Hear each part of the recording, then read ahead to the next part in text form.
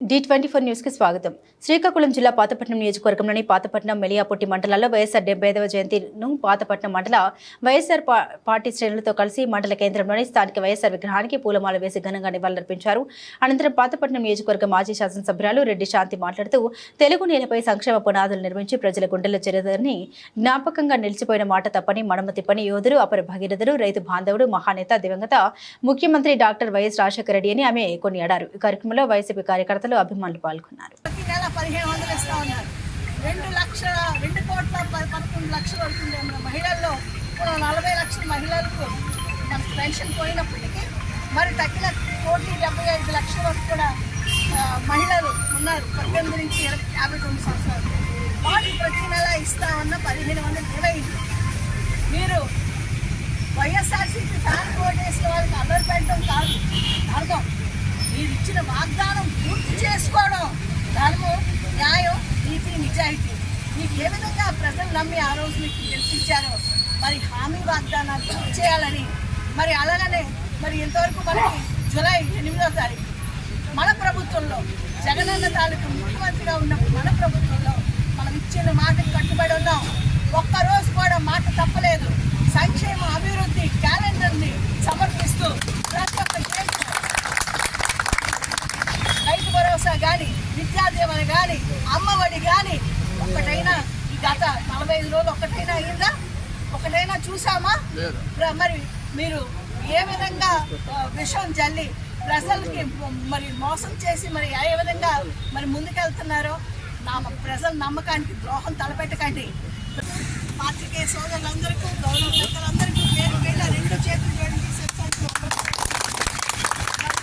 మనందరి దివంగత నేత, అభిమాన నేత, మరి ఉమ్మడి రాష్ట్రమైనటువంటి ఆంధ్రప్రదేశ్కు మరి అభివృద్ధి ధ్యేయంగా ప్రవాత్మైన అభివృద్ధిని తీసుకొచ్చి మరి అవినీతి నిర్మూలన, మరి రైతులు రాజులు చేయాలని, మహిళలకు సాధికారత అందించాలని, మరి పేదలకు అడ్డు రాకుండా ప్రతి పేదవాడి పిల్లలు బాగా చదువుకోవాలని, మరి అభివృద్ధి ధ్యేయంగా మరి భారతదేశానికి కాదు ప్రపంచ వ్యాప్తానికి మరి సిద్ధాంతానికి ఇచ్చిన మహానాయకుడు రాజశేఖర రెడ్డి గారి తాలూకా 75వ జయంతి సందర్భంగా ధన్యవాదాలు అర్పించడానికి చేసిన మరొకసారి గౌరవ పెద్దలందరూ కూడా మీకు నమస్కరిస్తూ కోసం మాట్లాడడం నా అదృష్టంగా భావిస్తూ మరి మన మాజీ ముఖ్యమంత్రి గారు అయినటువంటి మన గౌరవ జగనన్న గారి నాన్నగారు దివంగత నేత అభిమానిత రాజశేఖర రెడ్డి గారు సిద్ధాంతం మనందరికీ తెలిసిందే.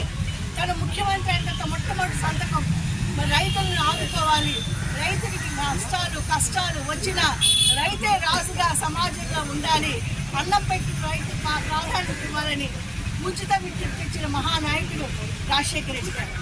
మరి ఎరువులు కానీ, మరి విత్తనాలు కానీ టైం ప్రకారంగా అందించి ఇన్పుట్ సబ్సిడీ కానీ, మరి ఇన్సూరెన్స్ కానీ, మరి అలానే ఉచిత విద్యుత్ ప్రతి ఒక్కరికి కూడా రైతులకు రుణమాఫీలు అన్నీ అందిస్తూ మరి డ్వాక్రా మహిళలకు పావులా వడ్డీని తీసుకొని వచ్చి మహిళా సాధికారత, నా అక్క చెల్లెలు ఎవరి దగ్గర తలపించకూడదు, చేయి చాపకూడదు, ఆర్థిక బలంతో ముందుకెళ్లాలని నమ్మిన మహానాయకుడు. అలానే పేదలకు అడ్డు రాకూడదు, ప్రతి విద్యార్థి బాగా చదువుకోవాలని ఈరోజు అనేక దేశాల్లో పెద్ద పెద్ద పోస్టుల్లో సీఈఓలుగా, పెద్ద పెద్ద సీనియర్ మేనేజర్స్గా ఎన్నో కంపెనీలు నడిపిస్తూ ఎన్నో విధాలుగా ఇంజనీర్స్గా, డాక్టర్స్గా స్థిరపడతారంటే దానికి కారణం ఫీజు రియంబర్స్మెంట్ పథకాన్ని డాక్టర్ వైఎస్ రాజశేఖర రెడ్డి.